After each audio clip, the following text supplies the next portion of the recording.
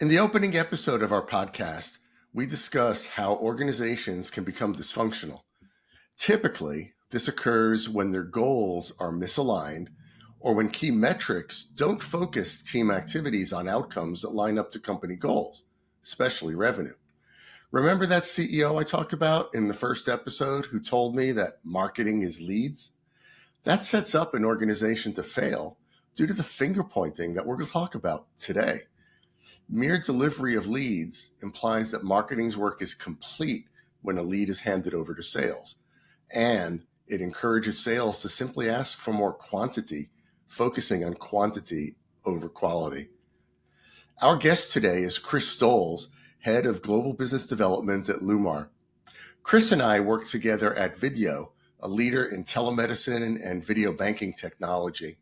Chris taught me a ton about how an SDR team can be measured to focus not merely on lead handoff, but on metrics that align to company goals, namely opportunity creation that leads to qualified pipeline.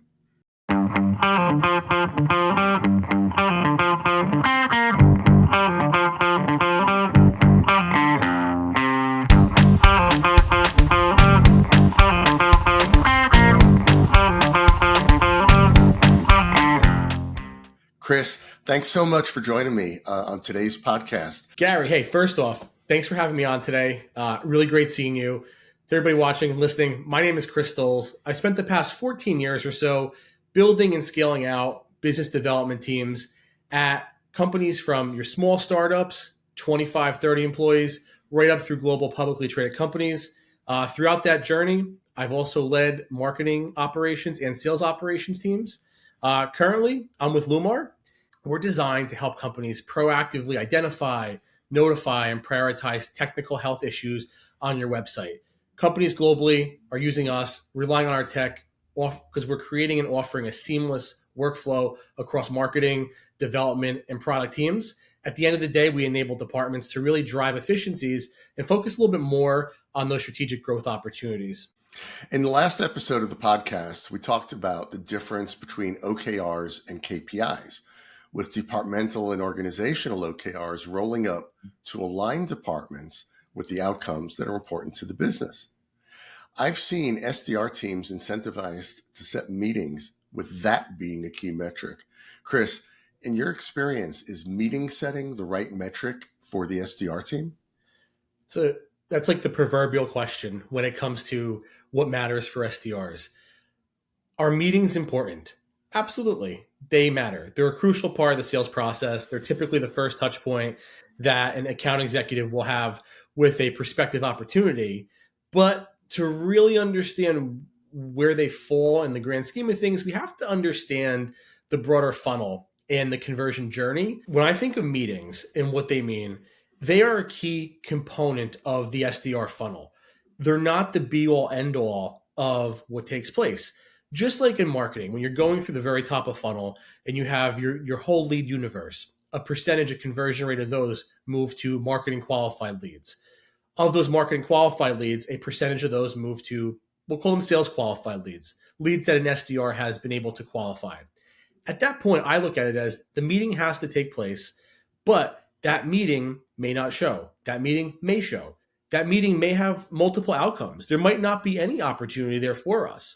So within my conversion rates that I look at to really scale out and understand the health of a global BD team, I'm looking at how many meetings are set.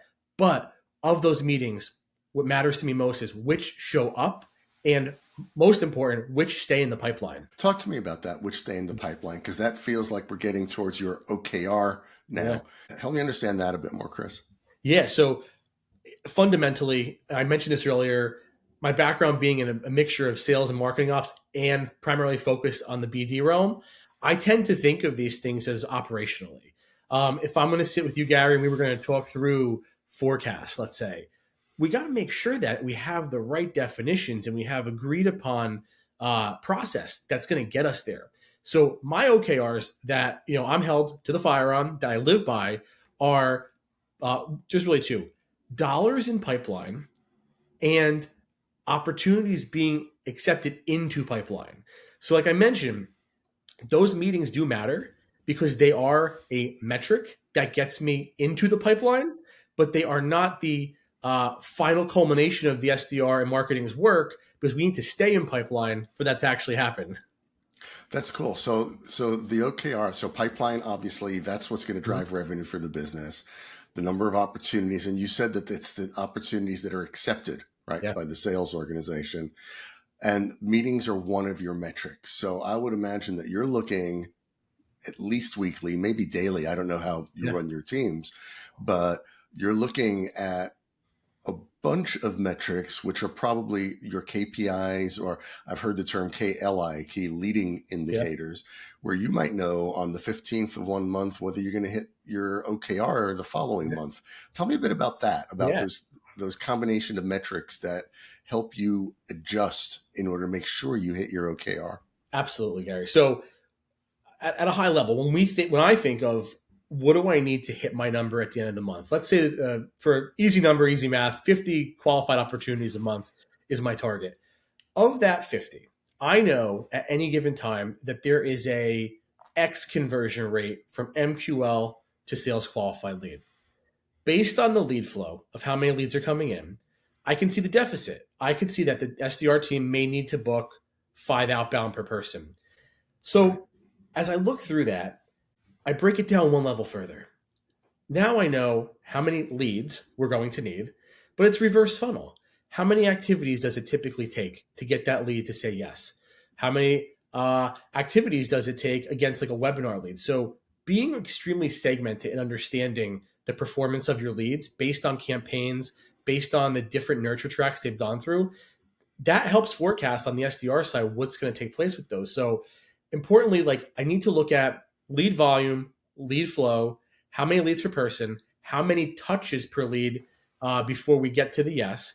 And to do that, I'm leveraging a bunch of different tools on a daily, really hourly basis. Sometimes I think of my first thing I do in the morning personally. I've been doing this for a couple of years now.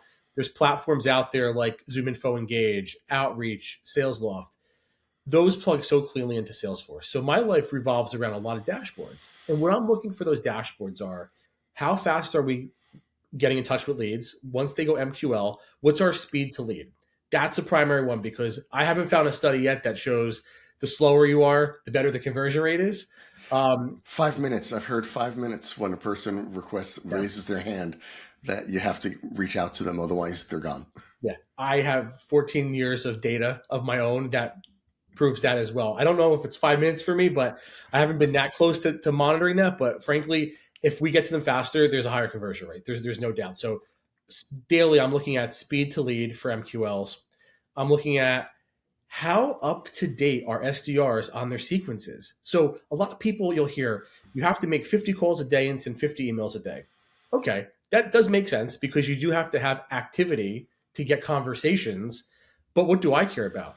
Conversations. So if I work with my SDRs and we talk about keeping up to date on your sequences, when you enroll somebody and you're committing that you are going to follow through with that lead because you've accepted it either inbound or you've selected it for outbound, and you're going to run through it to its entirety through a mix of email, phone call, social touches, videos, you name it, all the tactics that are out there, there's a right and wrong way to leverage those.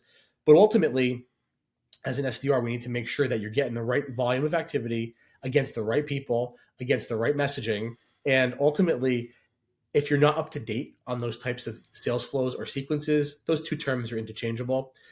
That's an indicator that we're lagging on something. So if I see a rep that's like falling behind on their enrollments, I know that that rep is going to potentially run into an issue that month where they're not booking at a rate they need to be. So calls and emails, I've heard them called vanity metrics before. I don't think that they're pure vanity. I think that they have a role in the overall health of the org. But at the end of the day, if you're leading an SDR team, you really have to get your team to rally around conversations. No, that makes a load of sense, right? And then once you see that activity happening based on your conversion rates, you got a good sense that they're going to, 3 weeks down the line, you're going to get the results that you're looking for. So it kind of starts there. Exactly. And I guess you just need to make sure those conversion rates are consistent. That's exactly it. That's where the definitions come into being so important. So I talk a lot now about, conversations, but what's the outcome of those? Those are meetings with salespeople. At those meetings, there's going to be one of two outcomes. It's either going to stay in the pipeline or it's going to go out of the pipeline. A couple of questions that I had on that. One is I've seen SDRs or the BDRs, I know that we call them different things, right? But I see them reporting sometimes into sales, sometimes into marketing. My sense is that if they're reporting into sales, then you can tend to fall into that just give me leads kind of behavior because they're not part of the marketing organization.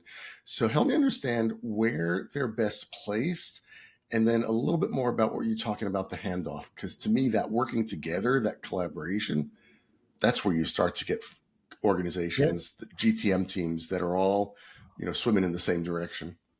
Yeah, that's again, proverbial question too of today's conversation. When you talk about sales and marketing and where the BDRs are falling into, in my experience, if you look at what the BDR does on the day to day, they're brand advocates. They're out there, they're engaging with people that have never heard of us before, and or they're following up with people that have interacted with some marketing content, webinars, paid ads, you name it. So as a BDR, you're using tools that marketing's using. You're using HubSpot, you're using Salesforce, ZoomInfo, Apollo. There's a whole list that we can go through of those. But you're also becoming a persona expert, understanding the messaging that resonates with different stakeholders.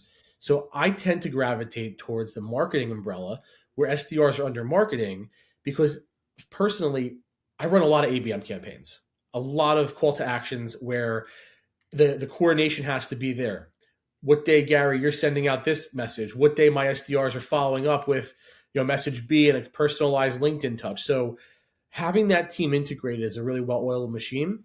It not only makes the top of the funnel activity smoother, but you think about an SDR and what they want to do in their career. Most SDRs want to go into sales. Now that's probably the most common. I see some go into marketing in the digital marketing space. I see quite a few actually go into sales or marketing ops because, again, they have that hands-on with the systems. But if we just talk about the most common thing we see, progressing into a closing role, having that experience as an individual under the marketing side, you're going to be the AE now that sees both ends of the business. You're going to understand lead flow. You're going to understand the importance of having those really structured handoffs taking place between SDRs and sales, and you'll value that to the point. And I see it happen all the time. I'm lucky to work with a couple of great AEs right now that were SDRs previously under marketing, and they perform. They're really strong performers, like extremely strong. So I would Don't name names. It's okay. No names, absolutely. But some of the strongest performers, not just here at Lumar, but other organizations as well, I've seen be people that were in that scenario because they're very well-rounded and they see the business as a whole. And a lot of the conversations that, myself, you would have, management level conversations around forecasting and pipeline, those reps come to the table extremely prepared to have those conversations because they've experienced it from both ends previously. That's great. And that leads to me to start thinking about, that handoff now. So I'm still a BDR. I'm still in marketing. I've got that aspiration. I want to be the AE and make the big commissions, right? And grow my career. Tell me then about how that whole process that we've just talked about, builds that collaborative way of thinking and grows them into their next steps. So the handoff, that's a super important component of a successful BDR org, as well as a successful organization in general. I mentioned earlier around the different types of conversion rates that we look at. The handoff is the conversion because we're going to hand something off to sales and X number of them are going to actually show up. What I need to do for this handoff to be successful is have the buy-in of both sales and marketing leadership. And that's where BD comes in the middle to be that glue. So if we've already defined what an MQL is, we've already defined our different sales stages in the pipeline deeper, it's equally important that we define what the handoff is. Because if we're going to use a tool like Clary or some other forecasting tool, it's only as good as the data that we put in. So with that handoff, I'm looking at consistency. A great example would be, does the individual have the right type of title or persona that influences or buys us direct? Does sales have a definition of what that is? So when I look at this handoff and I go to see, what does the organization need and to have a sound process with a clear definition of what goes into pipeline? It all starts off with the meeting. And that's why I said before, the meeting is a part of this process. It's not the penultimate component that we're looking at. This So is the meeting with the prospect, with the lead. absolutely, it's a meeting that your BDR has set up with the prospect for an account executive to join. There's a conversion rate there. Does that prospect join the call? If they do, that's one step in the right direction. Next is there a further need that's going to allow them to complete or at least move through our sales cycle to some point, ideally to close? So defining what that next step is where we start. Some organizations will say, hey, next step is we're going to do a comprehensive customized demo for them because we've got them out of discovery. And this is where we would go to show them the power of the platform. Another might be a different version of a discovery call. There's a lot of variations that can happen. It doesn't matter what that next step is. The organization, we could define that. What matters is that we agree upon that, and that as myself and BD leadership, advocate for the sales reps, advocate for the BDRs, advocate for marketing, and keep the process sound and running together consistently. And that's the key word. I say this to people often, the process. It's not because I love process that much. I love the outcome of process, because when we talk about finger pointing, if we do a good job in the beginning, and if we sit down, we really identify and define what the process is, a lot of questions that companies may ask that might not be organized, you could avoid uncomfortable conversations sometimes if you simply just have a really good process that you teach yourself, your team, and you follow it like it needs to be followed. And is that kind of like a regular setting of that, sort of regular communications between the AEs and your SDRs, so that they're continually refining that and learning off one another? Yes. So when I look at the handoff, to take that one step further, there's documentation I set up that an SDR fills out. Basically a synopsis, a cheat sheet of what took place on your call. You provide that to your account executive.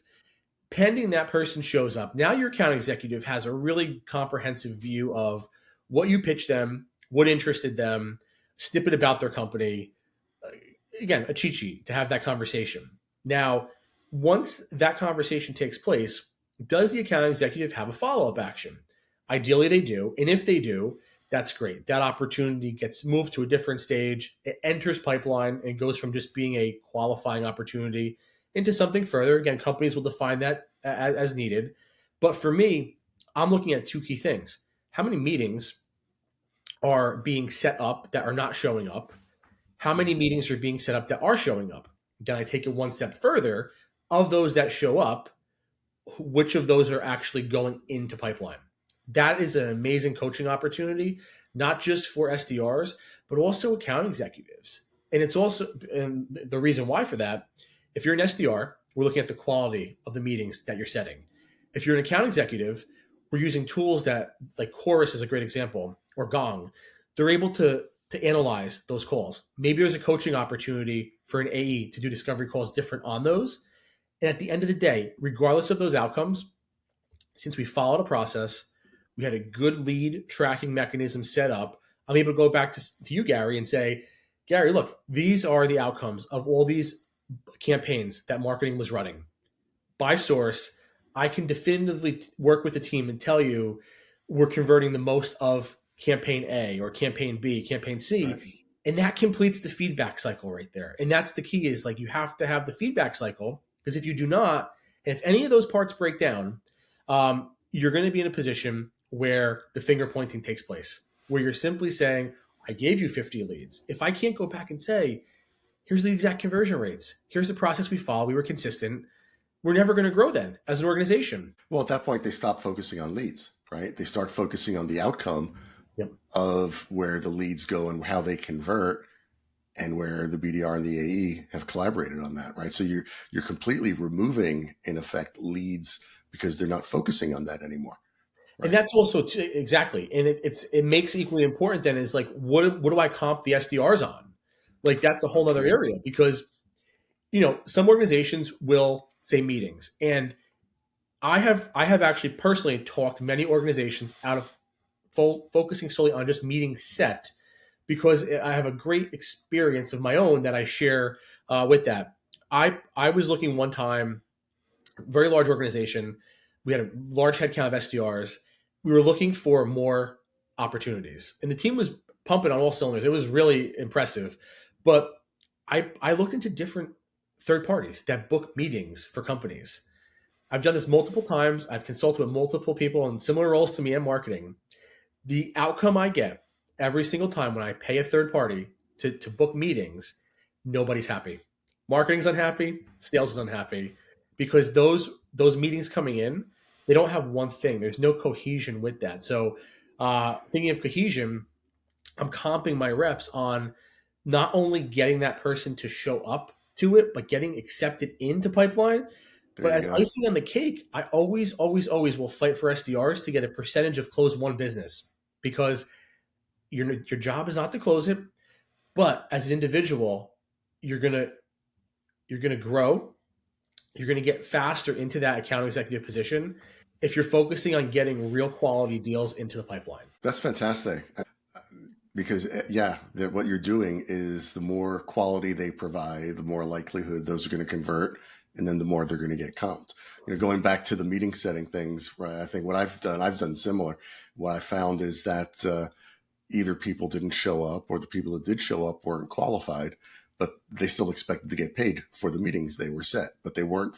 We weren't focusing them on the outcomes that we were trying to get to, and their pushback was, well, we can't control that. Mm-hmm. But to your point, incentivizing the SDRs on accepted opportunities, percentage of closed won business, because they are part of that whole funnel that aligns them to focusing on the stuff that's going to get them paid, which is the stuff that drives what the company wants, which is revenue. And it's a great example of how you align your KPIs and your OKRs up to company OKRs. That it is so important, because SDRs, everybody looks at them as a entry level role, and a lot of times they are. Is some people, it's their first role out of school going into it. Um, if you're enabling them, if you're giving them the right tools, if that process is clean, it's amazing the work that people could do in that role, even if it's not their first role and they've been in the SDR role. When you think about career progression, one of the best ways to have strong SDR retention in an organization is to show them that there's a future. They don't, if you were in a role and it was, I don't want to say hamster wheel, but like if you didn't see progression as a possibility, you'd be less incentivized. I agree with that, Chris. The company I was with about 4 years ago, we had, and the same thing, we hired entry level people, and we had them on a progression, on a quarterly progression. They hit their targets, and we would increase their targets as they met them per quarter. But the idea was they should be within a year into their next progression at the business. Maybe for some people that was too fast, but the point is people always saw, here's the opportunity. And we hired people who were aggressive, who did want to get to their next step in the company, realized they had to learn. It's a great place to learn, right? And that worked out really well.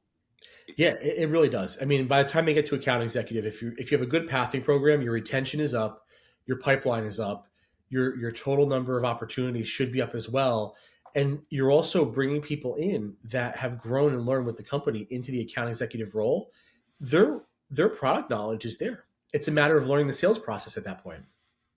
Absolutely. Well, this has been super, Chris. I mean, I'll tell you something. I learn every time I talk to you, so it's awesome. I appreciate that. But now we're at the point where I put you on the spot. And what advice should our listeners, our viewers, leave with from this conversation? What are 3 best practices that people should learn and incorporate into their business? So, first and foremost, put the work in up front. If you're on the marketing operations, sales operations, business development, leadership, if you're in any of those roles, there is an intersection of all 3 of those on a daily basis. Put the work in up front to build out a good process. One that you each as a department agree on, that's documented, that's clear, that doesn't provide the pitfalls of bottlenecks and pointing fingers. Take the time to do that. It doesn't take that long. It's not easy, but it doesn't take that long to put a basic set of definitions out. Build that into your funnel. It goes hand in hand with understanding what funnel metrics and KPIs and OKRs you're looking at. Define things before you have SDRs pick up the phone.